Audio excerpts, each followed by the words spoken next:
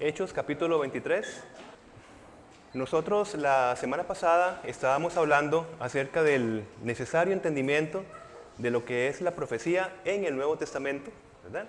Recordábamos que no es la misma, definitivamente no es autoritativa la profecía en el Nuevo Testamento, como sí lo es en el Antiguo Testamento y como lo es la autoridad apostólica en el Nuevo Testamento, ¿verdad?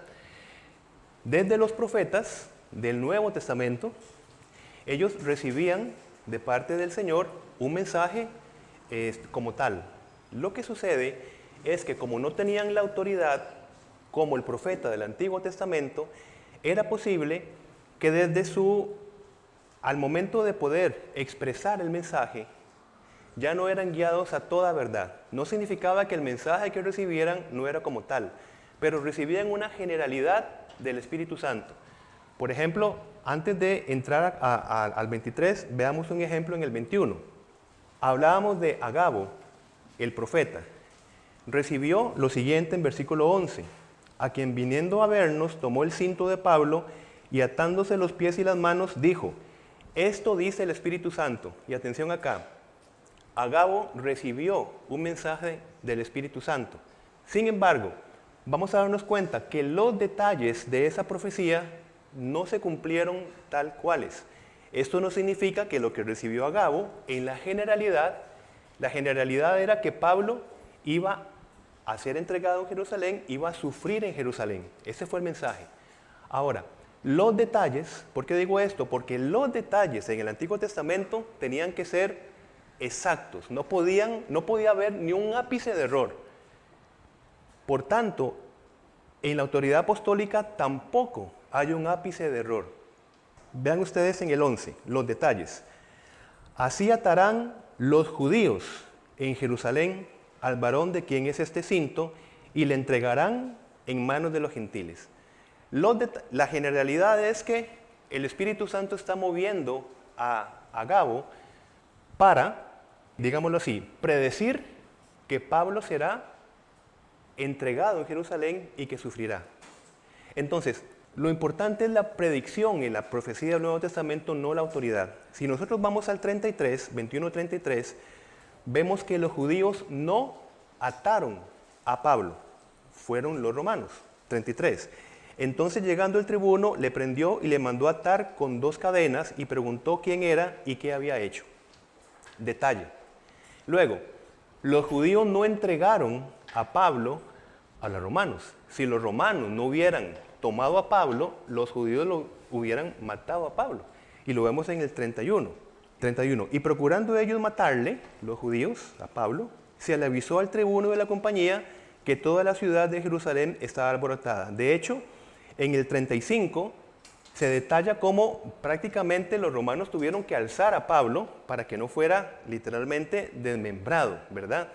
Entonces, no significa por estos detalles que sí es posible revisarlos, que sí es posible malinterpretarlos en la profecía del Nuevo Testamento, imposible en el Antiguo Testamento y en la autoridad apostólica. Es posible que Agabo, como un profeta del Nuevo Testamento, no haya transmitido como voz de Dios, esto es lo que quiero decir, así dice el Señor, con la autoridad, y empieza a hablar de los detalles. Esto es importante ¿para qué? ¿Por qué es esto? Porque así la Escritura le da, llamémoslo así, la jerarquía en autoridad que viene del Señor en el modelo del apóstol y no en las profecías que se van a dar en el Nuevo Testamento, que se dan en Corinto, que se dan en otros lugares y que hemos entendido qué significa ahora la profecía. Todos somos llamados ahora a ejercer la profecía, ¿verdad? En el sentido de que somos llamados, según 1 Corintios 14, a animar, a exhortar y a edificar al otro. De hecho, lo que estoy haciendo yo, si lo vemos en ese contexto, estoy ejerciendo el llamado a la profecía. Lo que yo digo es autoritativo, ¿no? Necesita ser revisado. Lo que escribieron los apóstoles sí es autoritativo. Mi interpretación de lo que está escrito acá no es autoritativo. Entonces, esto es importante, porque como hay de todo en la viña del Señor, saldrán pues personas que van a decir lo que yo digo es autoritativo Y ahí es donde se forman las sectas. ¿Bien? Solo yo tengo razón. Bien, entonces, vamos al 23, por favor. Vamos a leer del 1 al 5. Hechos 23. Entonces Pablo, mirando fijamente al concilio, dijo: varones hermanos, yo con toda buena conciencia he vivido delante de Dios hasta el día de hoy. El sumo sacerdote Ananías ordenó entonces a los que estaban junto a él que le golpeasen en la boca. Entonces Pablo le dijo: Dios te golpeará a ti, pared blanqueada. ¿Estás tú sentado para juzgarme conforme a la ley? Y quebrantando la ley, ¿me mandas golpear? Los que estaban presentes dijeron: ¿al sumo sacerdote de Dios injurias?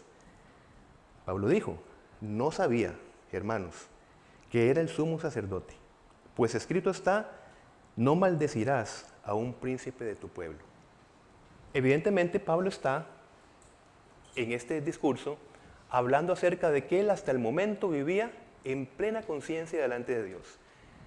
Esto era como un balde de agua fría para este personaje Ananías, porque de alguna manera Pablo estaba diciendo: yo a un judío, viviendo a Cristo, tengo buena conciencia delante de Dios.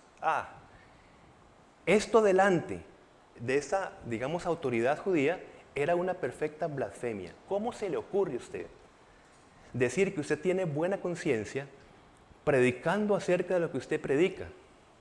¿Cómo se le ocurre a usted decir que tiene buena conciencia en sus acciones llamando a gentiles que no pasen por el judaísmo? ¿Cómo a usted se le ocurre decir esto? Enoja a tal punto que es golpeado. Y de hecho esta acción de golpear es bastante fuerte. Es decir, fue un golpe bastante fuerte. El odio era tal que si ustedes ven en el 24:1, Ananías no tuvo problema de viajar cerca de 105 kilómetros a Cesarea para seguir acusando a Pablo. Era un odio realmente lo que sentía por lo que representaba a Pablo. De ser un fariseo de fariseos, un celoso de la ley, ahora me está diciendo que usted tiene buena conciencia. ¿Ves? Y ni siquiera le dejó seguir explicando nada, eso era suficiente. Este es un blasfemo.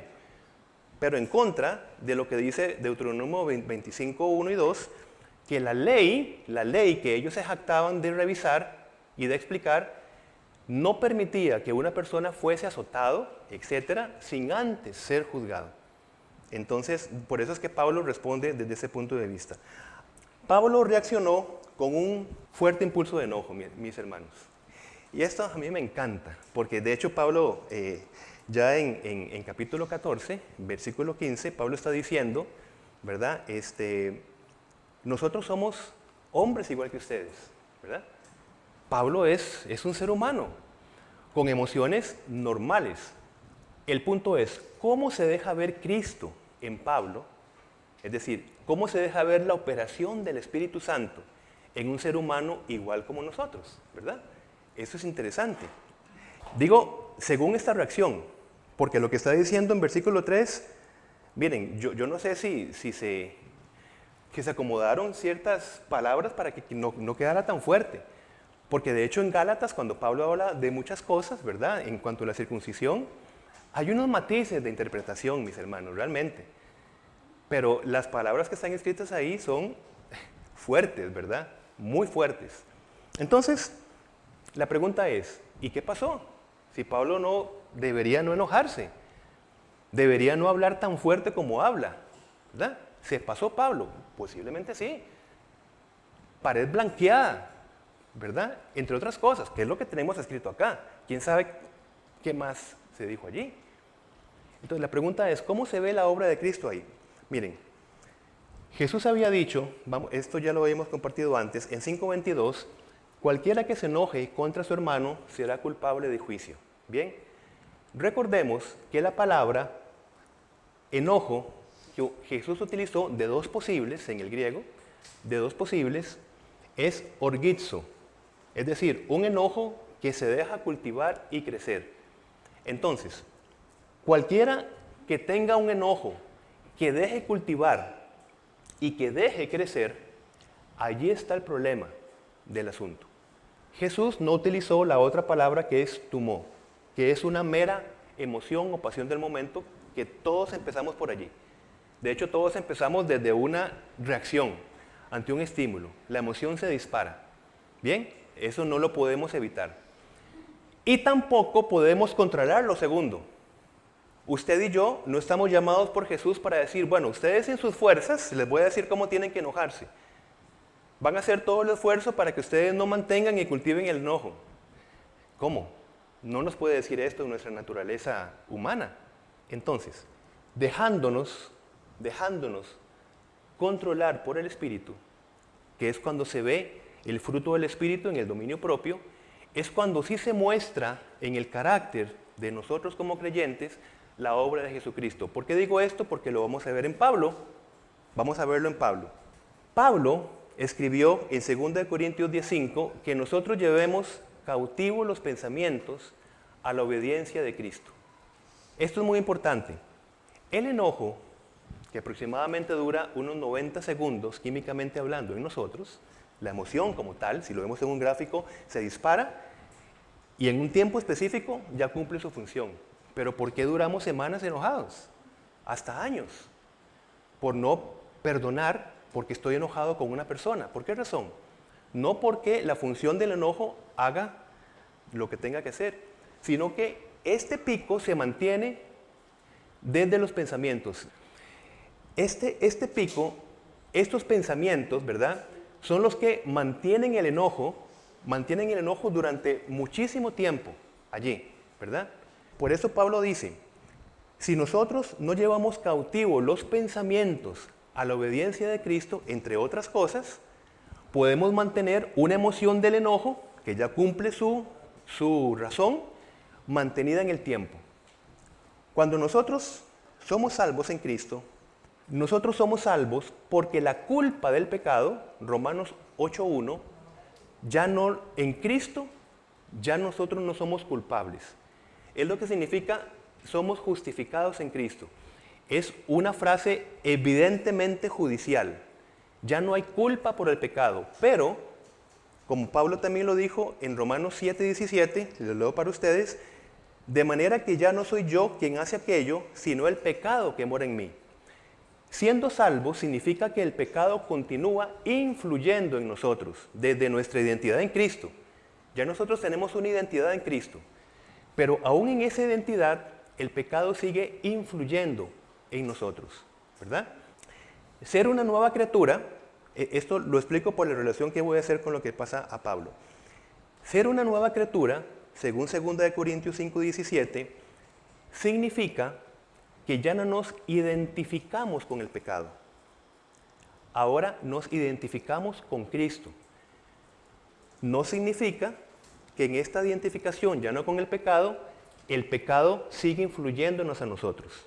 Y esta es la lucha que no tenemos que librar por nuestra fuerza, sino que tenemos que librarla desde el poder del Espíritu, que progresivamente nos va dando nuevos hábitos, nueva capacitación moral, psíquica, espiritual, para entonces seguirnos identificando más con ese llamamiento que tenemos en Cristo.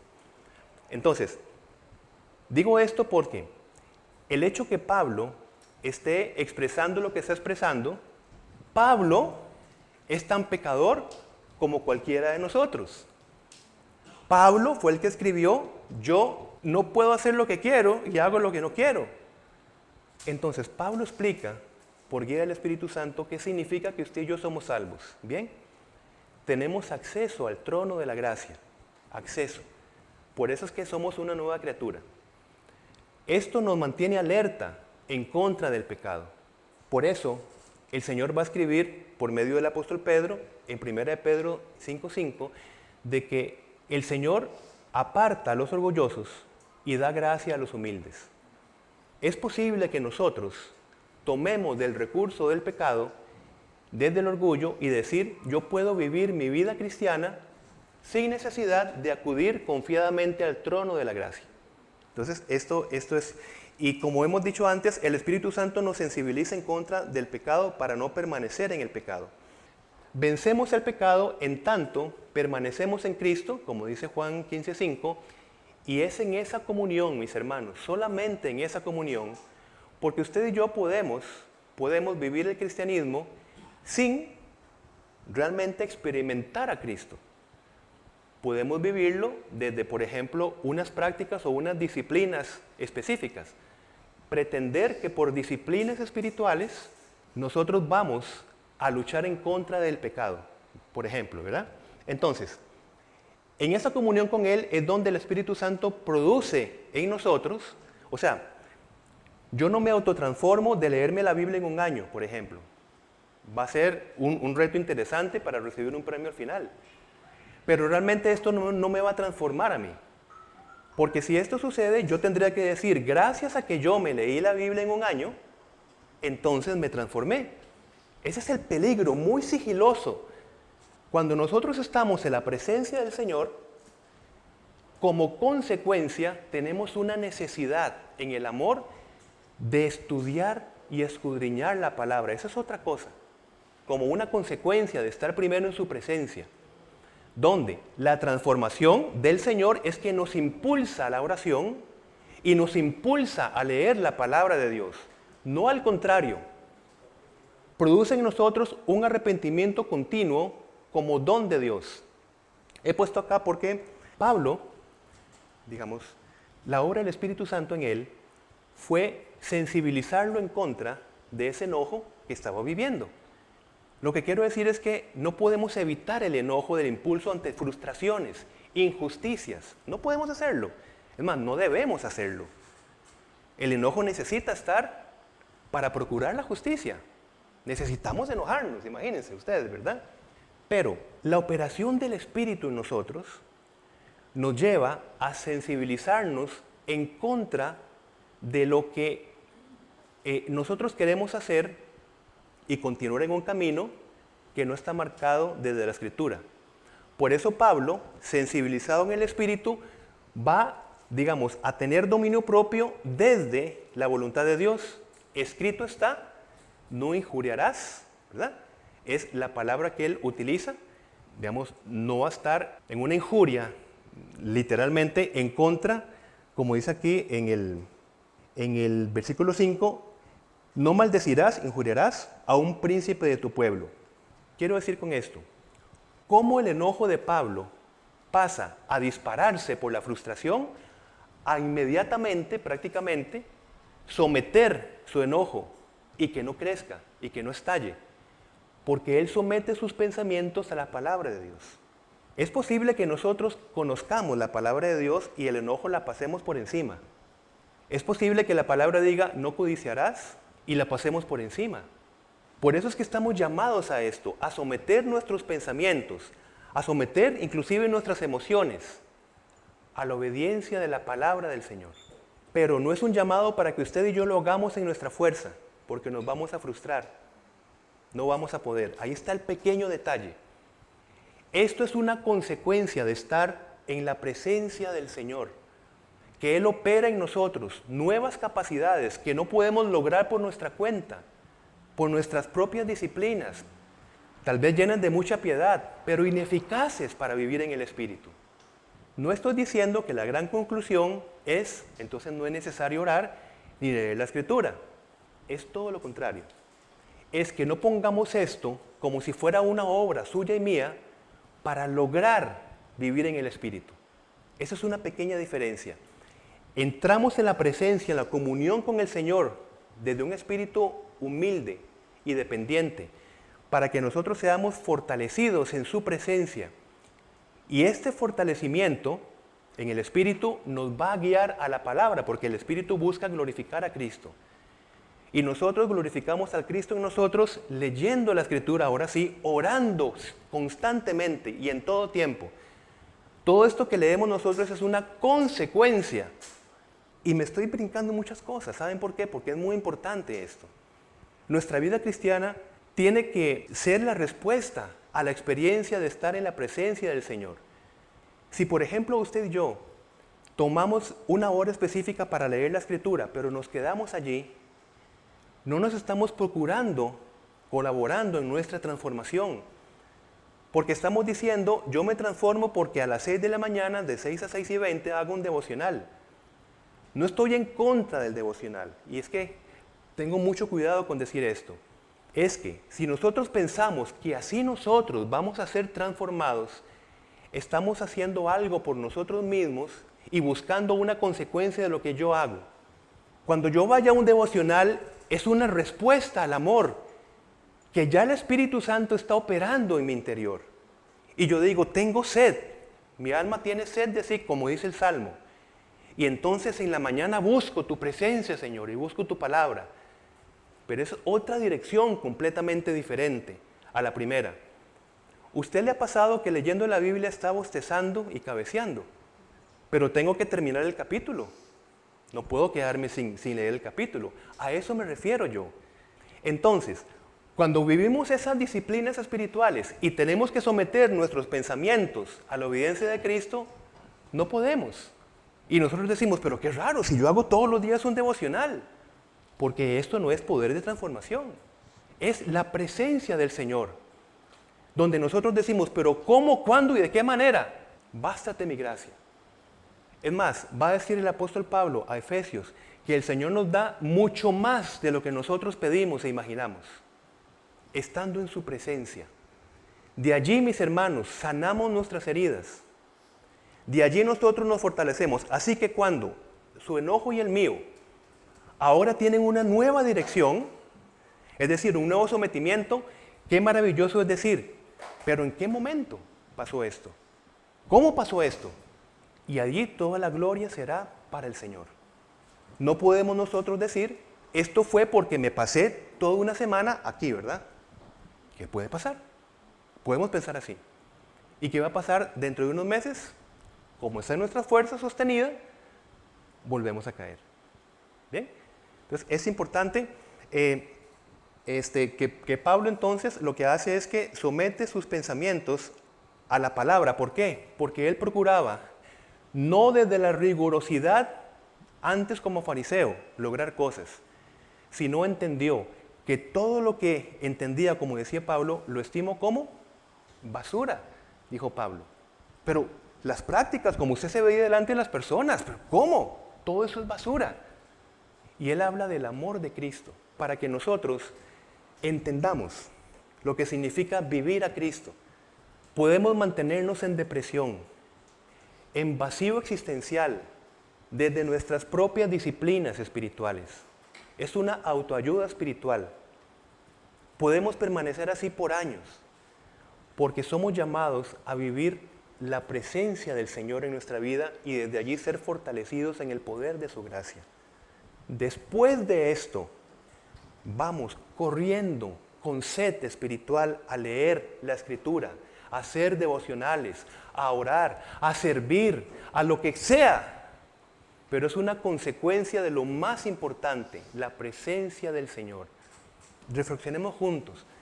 ¿Qué tanto priorizamos estar en la presencia del Señor? No hacer disciplinas espirituales, en la presencia del Señor, para ser llenos de su amor.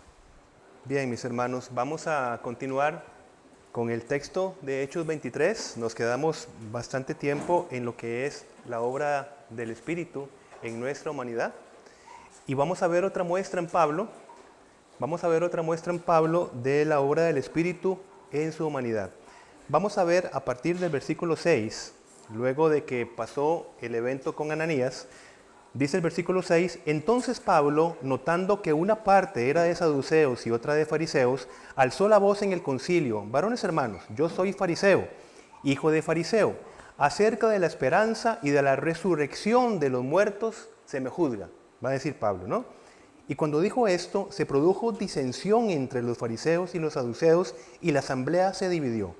Porque los saduceos dicen que no hay resurrección, ni ángel, ni espíritu, pero los fariseos afirman esas cosas. Y hubo un gran vocerío, y levantándose los escribas de la parte de los fariseos, contendían, diciendo, ningún mal hallamos en este hombre, que si un espíritu le ha hablado, o un ángel, no resistamos a Dios. Y habiendo grande disensión, el tribuno, teniendo temor de que Pablo fuese despedazado por ellos, mandó que bajase soldados y le arrebatasen de en medio de ellos y le llevasen a la fortaleza. A la noche siguiente se le presentó el Señor y le dijo: ten ánimo, Pablo, pues como has testificado de mí en Jerusalén, así es necesario que testifiques también en Roma. Si nosotros no vemos el contexto de capítulos anteriores, pensaríamos en versículo 6 que Pablo está utilizando una estrategia para división, totalmente contrario a lo que hemos visto en el Espíritu operando en Pablo, cómo más bien él procuraba la unidad y procuraba el persuadir espiritualmente. Esto es importante. Pablo, como cantábamos, oh tu fidelidad, es una fidelidad que recibimos para potenciarnos y animarnos a ser fieles a la vez. Pablo continúa siendo fiel, con denuedo y valentía, a no pasar oportunidades para predicar el Evangelio desde la resurrección de Jesucristo. De hecho, desde Hechos capítulo 4, vemos a Juan y a Pedro predicando el Evangelio a partir de la resurrección de Jesucristo. Entonces, cuando Pablo está predicando y hablando acerca de la resurrección, mis hermanos, continúa con este amor hacia los judíos, como él va a hablar en Romanos, por este amor que él tiene para su pueblo, para su raza, inclusive para estos líderes judíos, diciendo: pronto voy para Roma. Yo tengo que continuar para lo que he sido llamado y tengo que seguir persuadiendo espiritualmente. Ahora que los fariseos y los saduceos hicieron un sancocho del asunto es otra cosa, el corazón de ellos. Pero que Pablo está con la intención de seguir predicando la esperanza de la resurrección en Jesucristo, desde la cual vana sería toda fe. Si eliminamos la resurrección de Jesucristo, es otra cosa. Entonces aquí Pablo, repito y termino el punto, no está procurando la división porque está en contra de todo lo que hemos visto desde el concilio de Jerusalén. Estaban buscando formas para conciliar, pero lo que no se concilia jamás es la fidelidad, pureza y valentía de predicar el Evangelio. Allá las consecuencias, si causa división, no es por el Evangelio, es por los corazones que siguen dando coces contra el aguijón, como le pasaba a Pablo.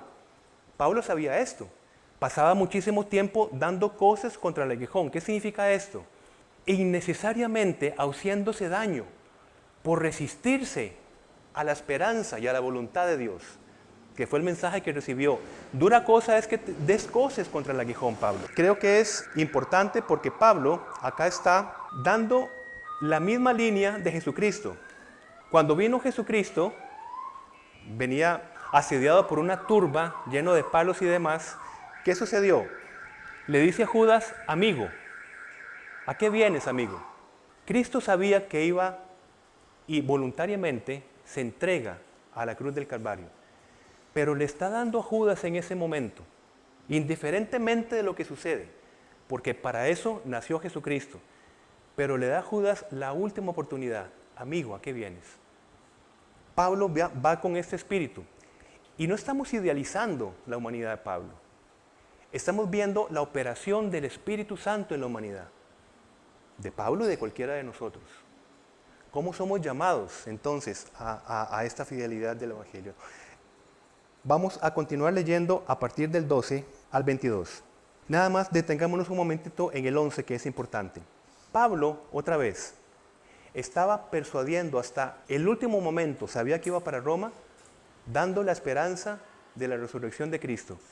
Y pasó el rechazo, porque vemos que hubo tal disensión que tuvieron que venir los soldados para rescatarlo. Por supuesto que Pablo en el 11 va a ser animado por el Señor. Porque muchas veces, mis hermanos, nos pasa que tenemos gran amor por familiares, por amistades, etc. Y sufrimos, de alguna manera, por el endurecimiento del corazón hacia el Evangelio y la esperanza en Cristo Jesús. Ahora, la forma del 11, ten ánimo, es una forma descriptiva que vemos para Pablo. No es normativa para nosotros. Es decir, todas las visiones, todos los éxtasis, todas las voces, todo lo que Pablo recibió fue sin error de parte del Espíritu Santo o la manifestación de Cristo. Pero no es la forma en que nosotros no siendo apóstoles, porque los apóstoles fueron guiados a toda verdad, sin error. Es algo específico en ellos para que ellos fueran guiados, para que nosotros hoy podamos predicar desde la verdad revelada.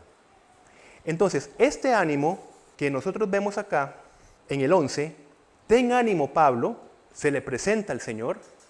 Nosotros hoy somos igualmente animados, pero desde la palabra del Señor.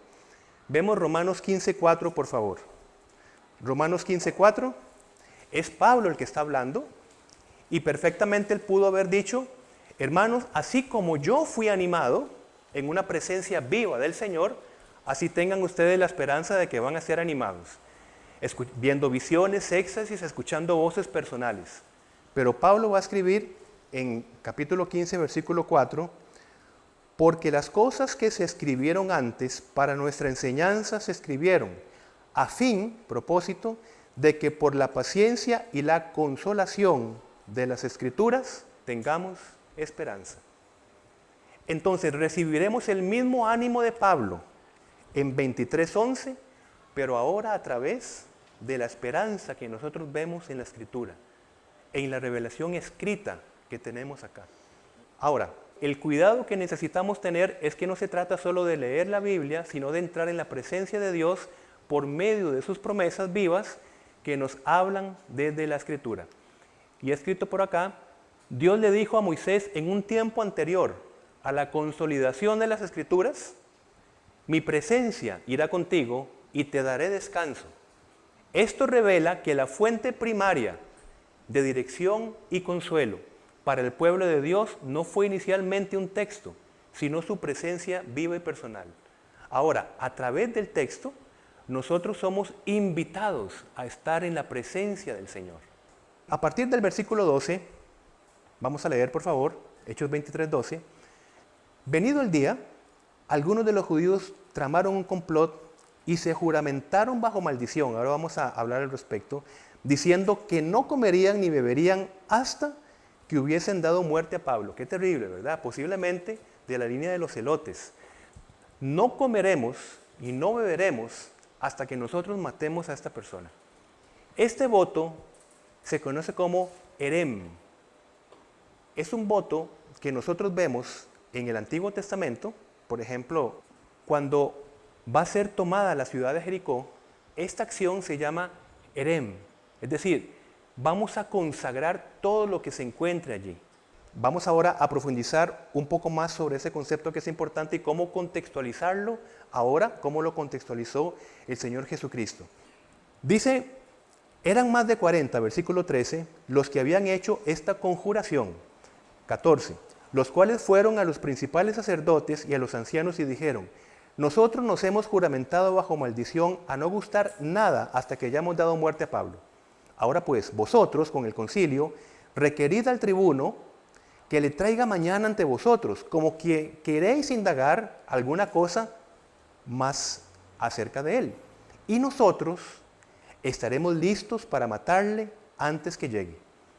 Mas el hijo de la hermana de Pablo, oyendo hablar de la celada, fue y entró en la fortaleza y dio aviso a Pablo.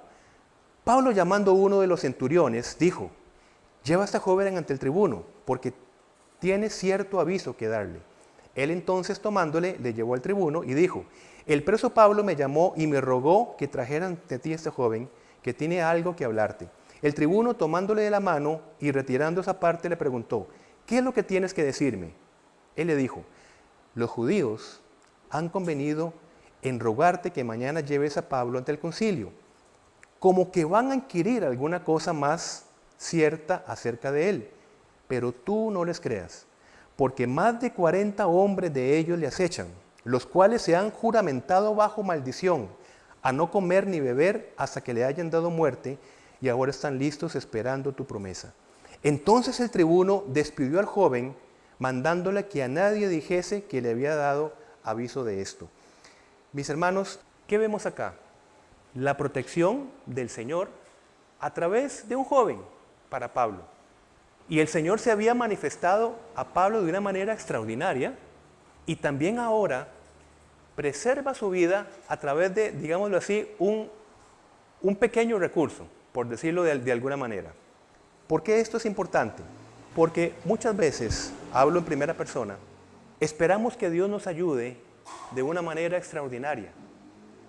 Y desde ese enfoque desenfocamos otras intervenciones más cotidianas de ayuda y presencia del Señor.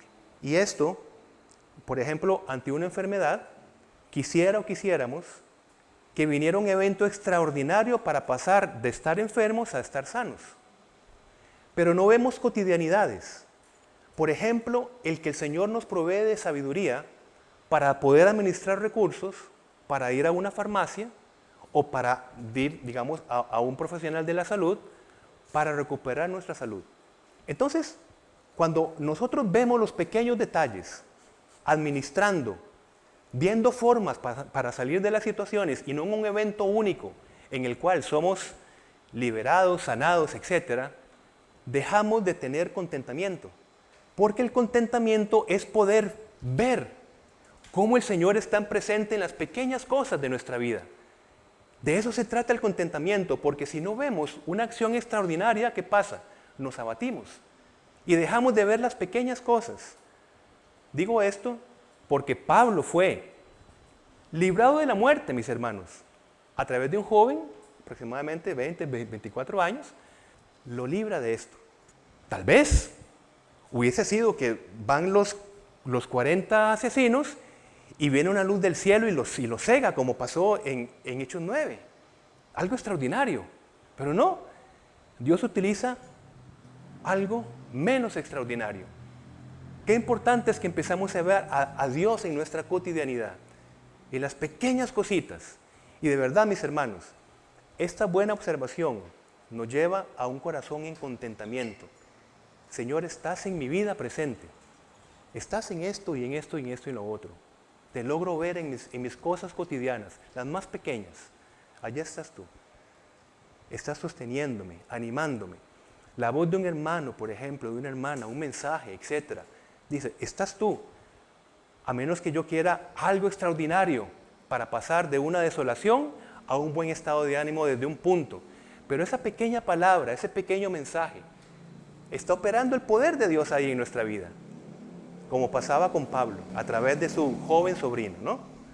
Aprendemos el verdadero contentamiento cuando dejamos de esperar lo grandioso y esperamos a ver la presencia fiel de Dios en lo cotidiano, como Él prometió. No te desampararé ni te dejaré. Se lo dijo a Pablo, no lo dice a nosotros. Pero mire de qué forma. No te dejaré ni te desampararé. Un evento como este. Y ahí estaba la presencia viva y poderosa del Señor en la vida de Pablo. Y Pablo lo podía ver esas cosas. Por eso es que él decía y hablaba del contentamiento en Filipenses. Hablando otra vez de Herem, en el versículo 12. Era un voto que implicaba destrucción completa de aquello que era considerado pecado, un peligro, etc. Cuando Israel iba hacia Canaán, no era una decisión de Israel hacer lo que hicieron. Eso es una normativa de Dios. De hecho, si no cumplían, Dios no castigaba. Y digo esto porque recuerden en Saúl. El rey Saúl pierde su posición porque no aplicó Herem en su momento con Amalek. ¿Qué implica esto? Es un voto de firmeza para cortar de raíz aquello que peligra. ¿Cómo lo contextualizamos? Ellos lo hicieron, es decir, hicieron voto Herem.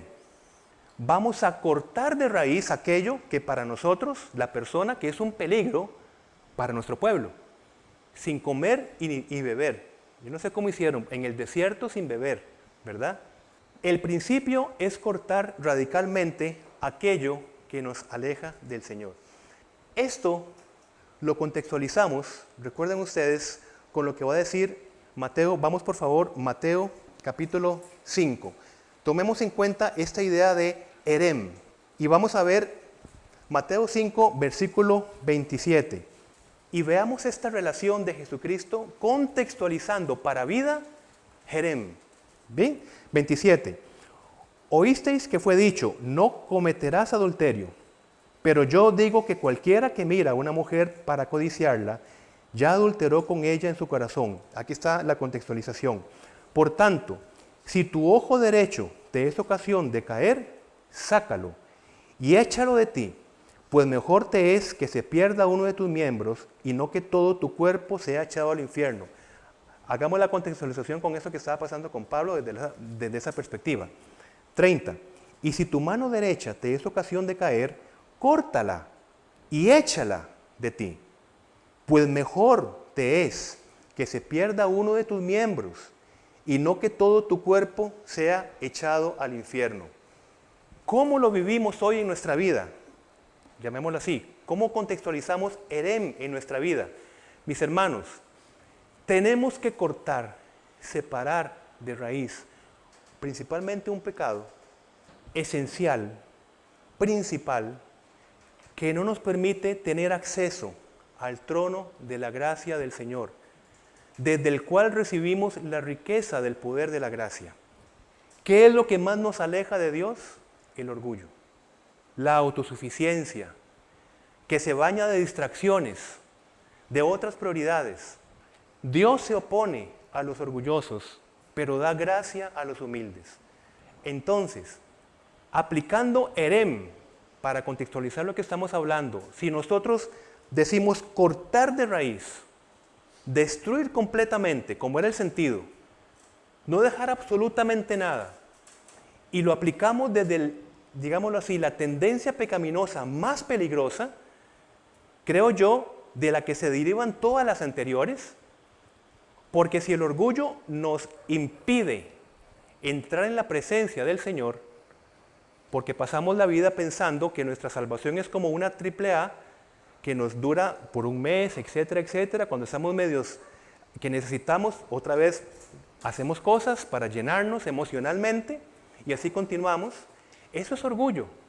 Y tenemos que identificarlo nosotros y aplicar Herem, como está diciendo el Señor Jesucristo, córtalo de raíz.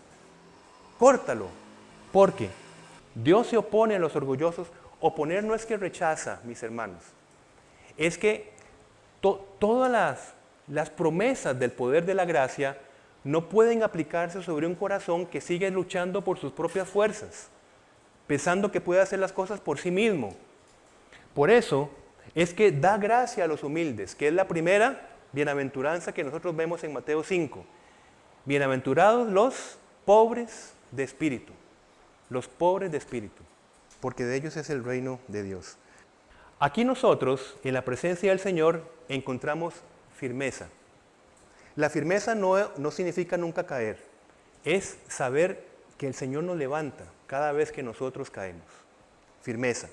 Es no quedarse abatidos por el pecado que mora en nosotros, sino es lo que le llevó a Pablo a decir, miserable de mí, ¿quién me librará de este cuerpo de muerte?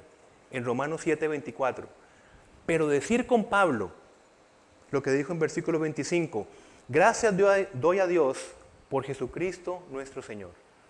Esta otra frase, miserable de mí, ¿quién me librará de este cuerpo de muerte? De aquí vienen todo lo que nosotros pensamos, depresiones, ansiedades, problemas, etcétera, etcétera, etcétera. ¿Podemos vivirlos en Cristo? Por supuesto. Pero estamos invitados a no luchar en estas condiciones desde nuestras fuerzas. Allí está el punto.